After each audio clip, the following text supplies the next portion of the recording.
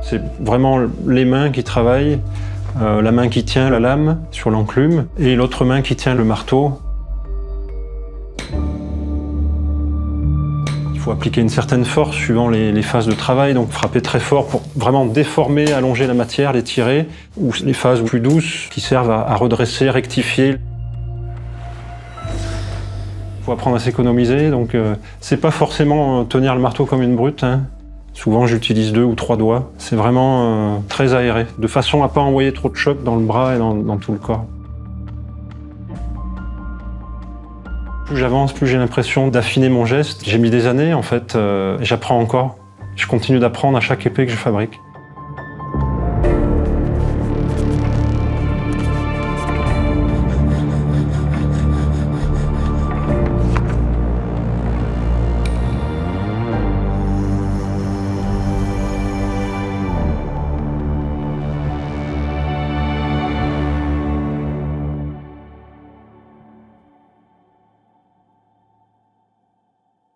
Alors on ne sait pas pourquoi les académiciens ont des épées. Les nobles avaient des épées jusqu'au XVIIIe siècle, jusqu'à ce que la Révolution interdise le port de l'épée. Il n'y a pas dans les actes de l'Académie la raison pour laquelle les académiciens doivent porter une épée. En fait, c'est une sorte de goût qui s'est maintenu, qui s'est perpétué. C'est vrai que ça peut paraître un petit peu anachronique aujourd'hui. Néanmoins, c'est un objet très symbolique et donc, de fait, on va pouvoir effectivement le décorer, le façonner pour qu'il puisse faire œuvre.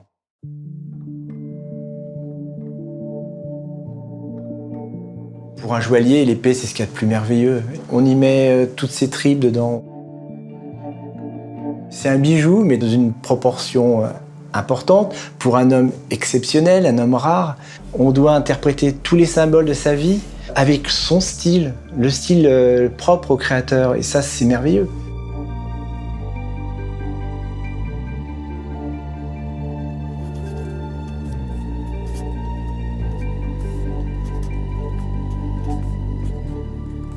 Nulla dies sine linea.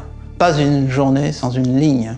C'est une phrase qui me vient de mon père, qui était journaliste, grand reporter. Je l'ai toujours vu écrire.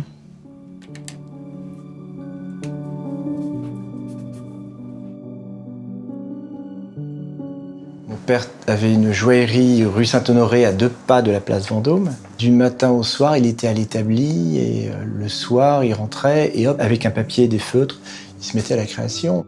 Le métier de joaillerie, je le voyais comme mon père le voyait, c'est-à-dire en tant qu'exprimer quelque chose d'artistique.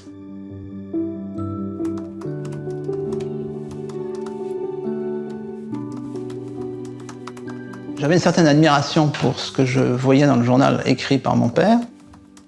Et 3 jours après, ça servait à emballer les carottes. Et je me suis dit, jamais je ne serai journaliste. Il y a eu un livre qu'il avait dans sa bibliothèque, l'histoire littéraire des grandes invasions germaniques. Et ça parlait de la fin d'un monde. Comment un monde vous tombe sur la tête. Comme beaucoup de gamins, j'avais plein de livres sur l'histoire, donc c'est vraiment dans ces livres que j'ai vu mes premières représentations d'épées. Je suis fabricant d'épées forgées.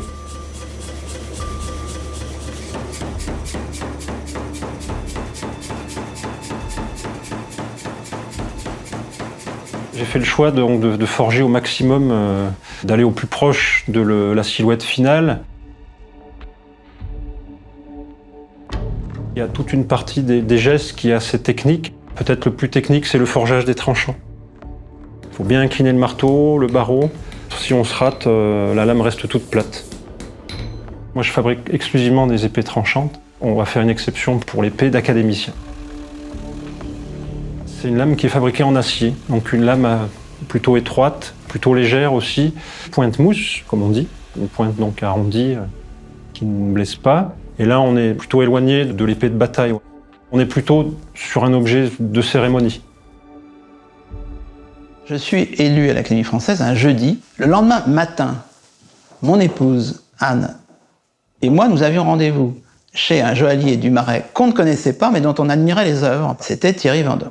Ce qui m'a étonné chez cet homme, sans savoir qui il était, il me demandait le nom de chaque objet, mais pas que le nom, la signification du nom. Comme la bague swirl, swirl c'est tourbillon en anglais.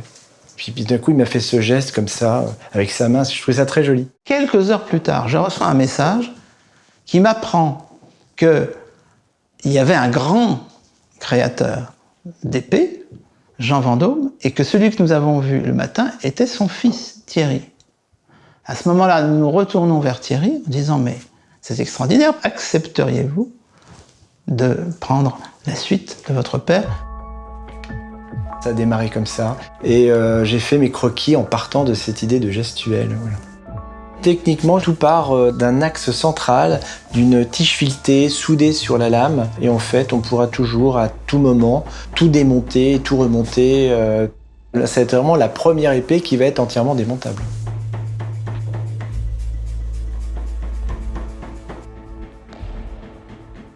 Ça remonte très très loin. Dès l'âge du cuivre, 11 000 ans, les premières pépites de cuivre martelées pour faire des outils, des petites dagues, etc. Donc on est encore un petit pied dans la préhistoire, oui. On a du mal à s'imaginer ça.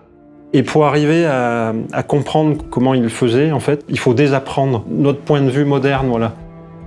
Ça me fait quitter un petit peu ma situation d'homme du XXIe siècle. C'est quelque chose finalement d'assez reposant.